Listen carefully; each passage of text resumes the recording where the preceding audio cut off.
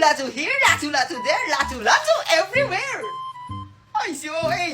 Halamak na nga ang bentahan ng laruang to sa buong Pilipinas. Abay, nagsilipa na rin ng mga taong gumagamit ito kahit saan man tayo pumunta. May naiinis at may natutuwa.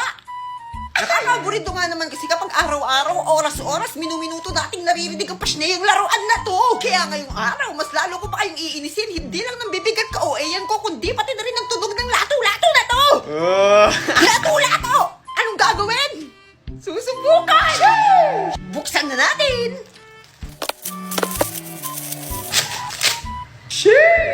Paano na to niyan? Hindi ko kaya ayusin to. So yan, papatulong tayo sa pamangkin kong adik sa lato-lato.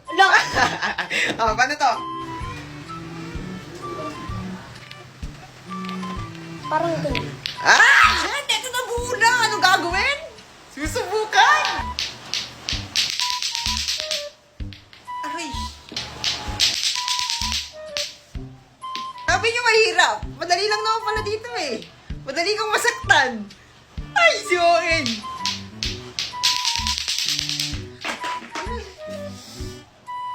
Mama! So yan, nagkabukol ako dito ng maliit. Kailangan siguro may tela or something na magpuprotect sa ating kamay bago natin subukan to. Hane, huwag niyo susubukan ng walang ano. Patnubay ng mga batang mahuhusay. Uy!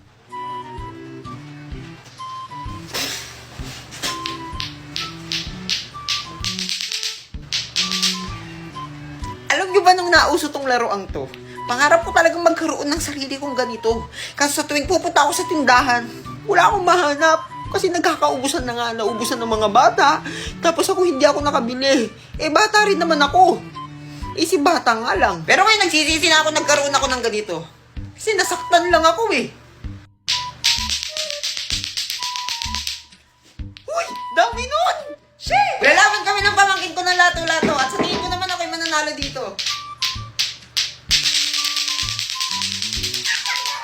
Oh my God! O yan, gusto rin daw subukan ng lola ko yung lato-lato.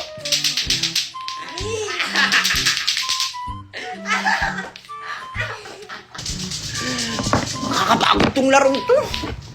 So ngayon, nalaman na natin ang power of lato-lato na medyo delikado pala siya kapag wala kang protective gear dito sa kamay. Protective gear? Hindi man ako tumagal ng 1 minuto. Grabe naman ang pagkahirap ng laruang to. Kayo, ilang segundo, ilang minuto ang kaya nyo? Sheesh! So ayun, siguro ito na yung first and last na gagamitin ko tong laruan na to kasi hindi naman siya nakaka-addict. Nakakasakit pa nga siya eh. O, dyan na kayo. Bye-bye! Promise, di ko na gagamitin.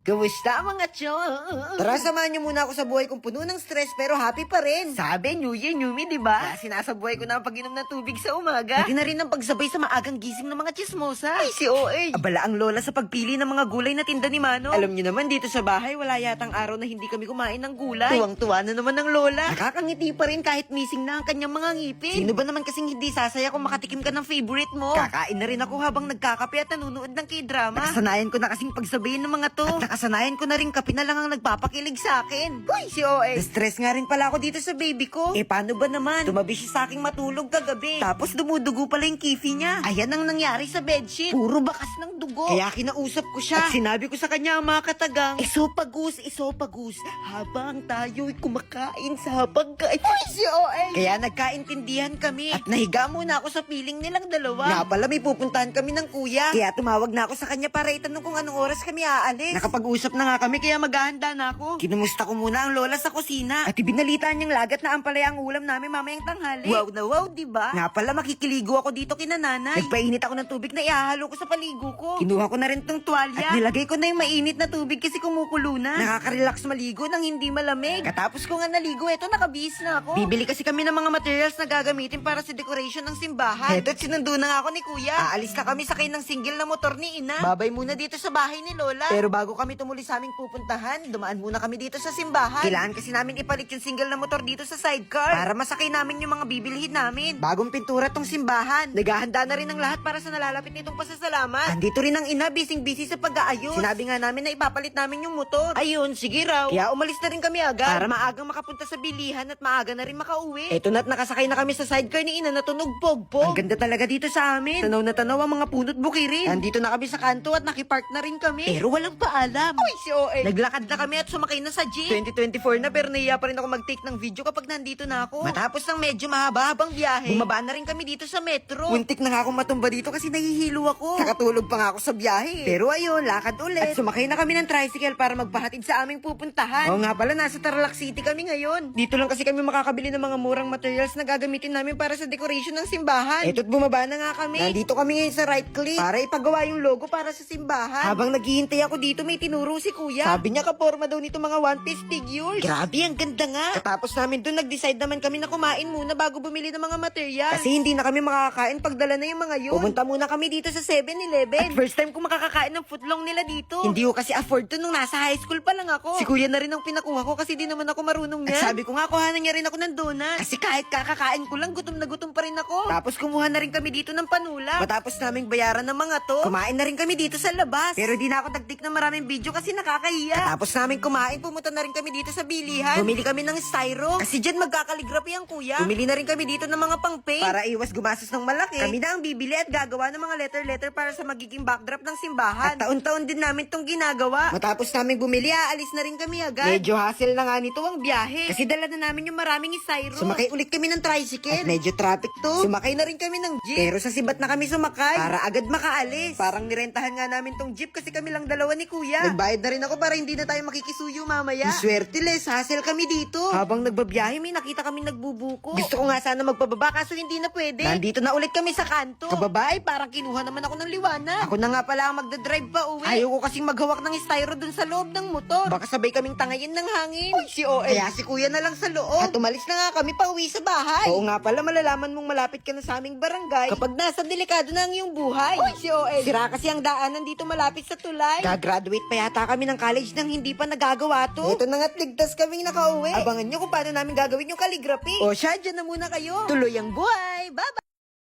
Ano ba kasing bibilhin mo, Nay? Hola, Rinola! Bili na sa dalaga! Dito sa akin makakamura ka! Bili na! Bili na! Doon tayo, makakamura daw. Ante! Dito na! Bili na! Meron kami lahat ng kailangan mo. Basta mura. Siyempre naman, murang-mura at bagong-bago. May cellphone ba kayo dyan? Naghanap kasi ako ng cellphone, yung mura lang sana. Ay, siyempre, madam, meron kami yan. Ayan, tamang-tama. Sige, pabili ako. 1.5 lang. 1.5? 1.5? Mura na, madam. Mura. Sa tingin mo, makakamura ako. 1.5? Baka mapapamura ako sa sobrang mahal. Grabe naman, madam. O siya, sige. Kukunin ko na. O, ayun. Kukunin na rin pala. Akin na. O, ayan. 200 na lang, ha? Ay, hala. Masyado kang mahal magtinta. Madam! Madam! Ay! Uy, lugi tayo dito. Oy! Nakshi! Nawawala ka ba? Wow, laruan! Oy, Uy, tindan niyo po ba ito, Manong? Manong! Naka-crop top? Blood na hair na may bangs? Manong! Ay, ate pala. Oo, tinda ko yan. 25 pesos lang yan. Ulo lang to ng dinosaur. Wala naman yung katawan na mahal-mahal naman. Mura na yan. Wala na po bang tawad to? So, sige, bawasan mo ng 5. Ayun! Ito po, ate, dos. Hay! Bakit dos? Sabi niyo po, bawas ng 5 Hindi ka eh. marunong sa math? 25. 2.5. Babawasan mo ng 5. Dito po, parang di ka naman nag-grade 2 eh. Ay, oo nga. Ay, hindi. Saan yung bata? Ayoko na magtinda. What's up mga chong? Ngayong araw, sinimulan kong unti-untiin ang pag-aayos ng mga gamit ko para sa aking munting palasyo. Aba syempre, may oras tayo. Sinusulit ko lang naman tong linggo dahil online class kami. Kaya kailangan i-go ang pwedeng i-go. Eh di go! Okay na to. At dahil nga unti-unti na ako naglilipat ng mga gamit, kailangan kong linisin yung ano. Yung ano? Basta, itong kwarto. Itong kwarto kasi na to, magiging studio rin siya. Studio? Oo, para dito na ako gumagawa ng mga content ko. Syempre, dahil kwarto nga rin siya, dito na rin ako matutulog. Pero bago ang lahat, kailangan ko muna tong linisin. Kaya naman tinanggal ko muna lahat ng gamit na nandito sa loob para mas madali natin siyang malilinis. Ako lang pala kasi hindi naman kayo kasama naman maglilinis naman. Pero bago natin simulan ang formal na paglilinis, sobrang okay. Kailangan muna nating uminom ng tubig kasi sobrang init naman ngayon. Parang di naman nag-grade yung araw na. At bukod nila sa sobrang init na yung panahon, sobrang init na rin ng ulok sa mga butiking naninirahan dito sa kwarto. Grabe naman ang pag-uugali. Kala mo nabigyan ng karapatan para magdumi dito sa kwarto na to. Ito nga, inumpisahan ko na yung pagwawalis para mapagpag yung mga dumi nila. Tapos sinundan ko na ng pagpupunas dito sa mga alikabok naman. Paano namang hindi nag-grade 5? Alam niyo, sobrang nakaka-stress maglinis. Pero at the same time, nag-i-enjoy ka pa rin. Uy, sobrang arte mo na. Naiinis sa'yo. Go. Ayan, inayos ko na yung pwedeng ayusin dito sa loob. Okay na to. Alam niyo yung hindi okay? Itong bintana ko mga chong, sobrang dumi. Nakakairita tong mga butiki. Hindi porket mukha akong butiki, welcome na kayong mga butiki dito sa kwarto. In-invite ko ba kayo para magdumi dito? Eto nga't sobrang nahirapan ako sa mga tuyong dumi ng butiki. Kaya ay talaga, pakapagpag ko talaga naiinis. Ngayon alam ko na yung mga hirap ng mga nanay natin kapag naglilinis sila nung bata tayo talaga. Pagkatapos ko magpagpag ng mga kung ano-ano dito sa bahay, pinasundan ko na ng pagpupunas ng basang-basahan dito sa mga sulok-sulok dito para naman talaga matanggal yung alikabok. Grabe, parang puro na pala ako reklamo dito sa video na ito, no? Sige na, bukas na lang ulit. Okay na to. Sexy lady with the pretty brown eyes, with the pretty brown eyes.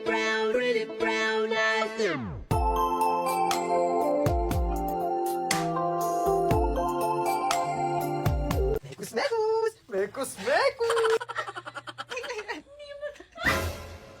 Masarap! Oh, di ba man ako nakakapag-intro, pinagluluto nyo na ako. Eto na. Kumusta mga chong? Tara, magluluto tayo ng ulam.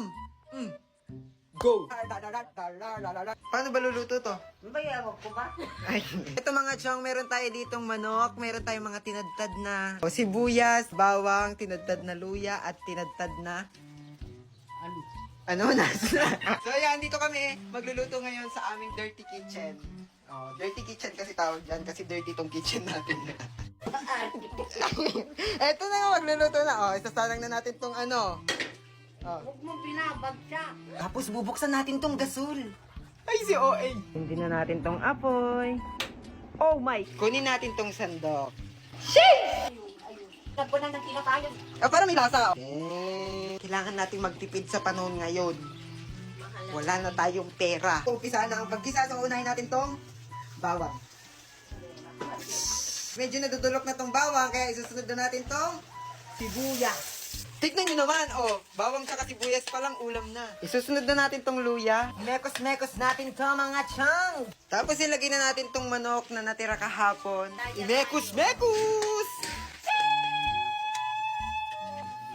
Ay, si OA. Dahil pabibo tayo, tapos hindi natin alam kung ano bang luto tong ginagawa natin, lalagyan natin ng gatas. So creamy! Creamy-licious! Dahil feeling healthy tayo, lalagyan natin ng repolyo. Si OA, go! Mekus-mekus! Mekus-mekus! At para lumambot ng kaunti itong repolyo, lalagyan natin ng tubig! Dahil wala pa tong lasa, kailangan natin siyang lagyan ng patis. Konti lang lalagay natin.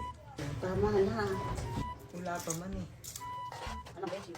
Titikman! Masarap. Siyempre sasabihin ko masarap, ako yung nagluto eh. Ang galing ko na magluto, sabi na hindi na ako mag-teacher, mag-chef na lang ako. Oh, ano? Dapat nagpanggap kayong masarap. Sige na! Sige na ah! Oh. Anong...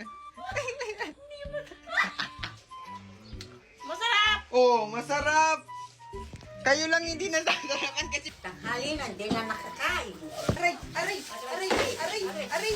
Kahit ipatigim ko pa to sa buong barangay, sasabihin nila masarap, kayo lang hindi. Ang tawag sa recipe na to ay minekos-mekos na ginatasang manok.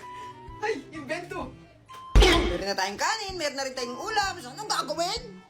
Titikman! Shay! Baka sabihin nyo, tinitiis ko tong lasa kasi luto ko to, kailangan masarap. Pero promise, masarap talaga siya.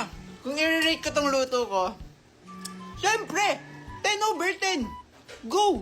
Oh, dun ka na.